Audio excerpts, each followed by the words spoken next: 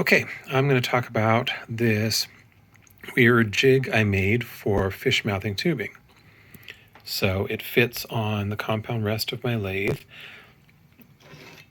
I've got a T-slot, so I've got a matching T-bolt on the bottom of this. I originally built this thing so that it would fit in the compound slide 90 degrees off from this, like this, and I decided that was dumb, so I rebuilt it to this. I'm making a lot of changes in this as it goes on.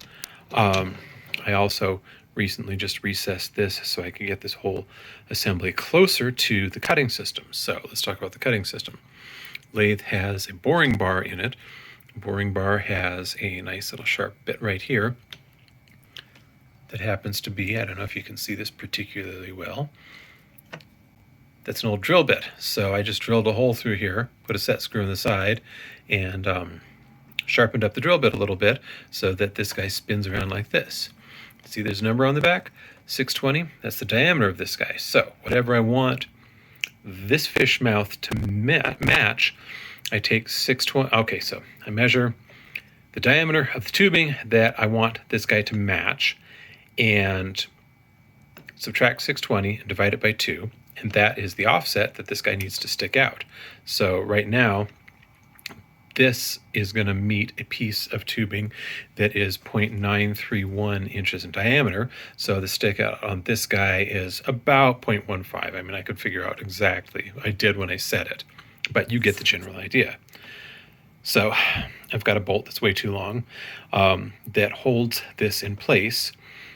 This is set up to have 2 of these clamps because sometimes it's kind of nice. These are just bolts, one on the bottom, one on the top, that go into this thing right here. Then I tighten these guys down, and I can use the lathe compound slide to set the angle that I'm going to cut at. So I'm going to tighten all this down and give it a trial cut. So now I've got this all tightened down. So it's, well, okay, that's not so stiff, so I still need to tighten that down. These are why you check these things before you start your video. So I'll get that tightened down in just a second. While I'm at it, this big block of aluminum right here is just one of my castings.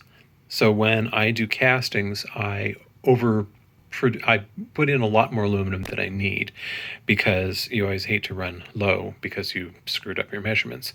And the excess, I just pour into a muffin tin. So I've got all these big blocks of aluminum. I mean, probably have 50, 100 of these that I've accumulated over the years. And every once in a while, I just need a big chunk of aluminum. And if I don't have a big chunk of aluminum, this thing is like almost 4 centimeters thick, or at least it was when I started. And I just don't keep that kind of chunks of aluminum that are like 4 by 4 by 8 centimeters in stock. So this is, it's just nice to be able to cut it out of something. The end here, I roughly cut with, I just marked it with a Sharpie and then cut it with a hacksaw because it doesn't need to be all that good. This thing is so accurate and so fast that I can just generally kind of mark how it's going to look like. There are really nice online calculators for doing this. So you put in your numbers for the calculator for the tubing that you're using, for the tubing that it's going to match, for any offset that you want, for the angle that they're going to intersect at, and it'll print out this beautiful little thing, and you hacksaw that. And you've got something that's pretty close, but it still has these, inside the lips and everything like that. There are a lot of places where it doesn't fit all that well. And frankly, you want this sort of brazing or soldering process for joining tubes to be accurate down to, well, if you can get it less than 1/1000th of an inch, it's really great. You don't actually see any problems until you get less than 5/10,000ths of an inch, at which point the flux residue in the joint is the primary problem because there's so little silver in there at that point that the flux kind of outweighs the silver. But I am not going to be silver soldering this. What I've been doing is this kind of stuff, which is brazing. So I'm doing TIG brazing of steel tubing.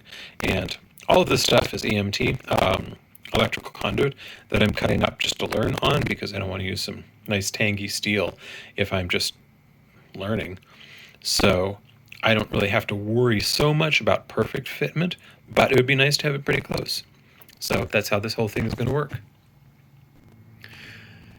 And now this is nice and tight, so this does not move around practically at all. This guy, I probably need to open the, no, it's okay.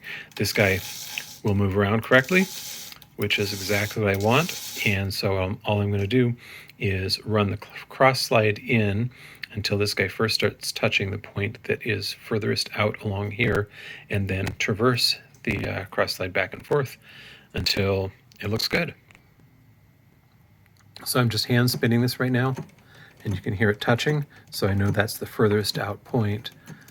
Well, that's the point on this that sticks the furthest out, so that's where I will start my cutting from, and then I'll just progress towards pushing this into the cutter. And frankly, this isn't going to be all that interesting. I mean, you already know what's going on here, right? So I'm just going to kind of demo what the process looks like. Okay, way too heavy a cut there, something else is touching, so I'll go through and just tap my way along and find out where it's touching quite a bit. Okay, now I should be clear. So I just go back and forth like this. Advance the cross slide in a little bit, move back out. It taps its way through, move in another 5/1000ths.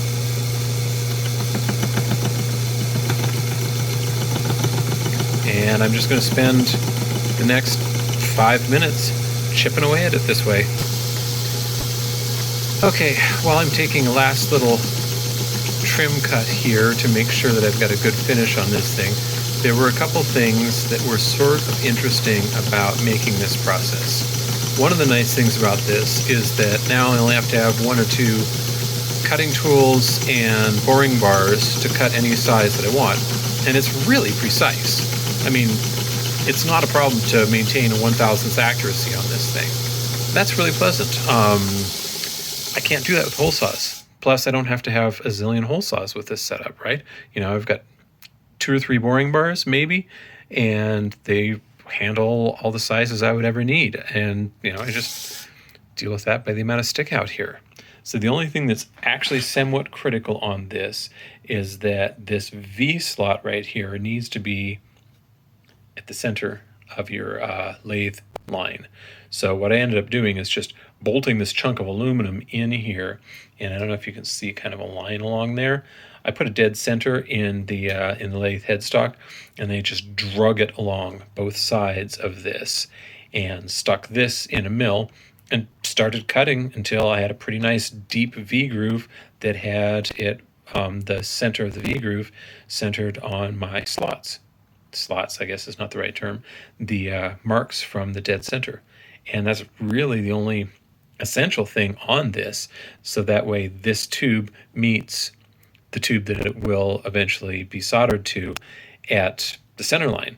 And if you really wanted to, you could build this whole thing with an adjustment up and down, so then you could do offset tubing for things like chain stays, where the chain stays go into the bottom bracket, or particularly where the seat stays go into the seat tube. And here's the resulting cut. You can see that it's got really good coverage up here at the tips. There's a little space right there where I did not cut quite deeply enough. So if I were actually going to use this, I'd have to redo it. You can see the light's shining right there on some material that isn't fully fish-mouthed. But, I mean, I really can't argue with that. The fit up of this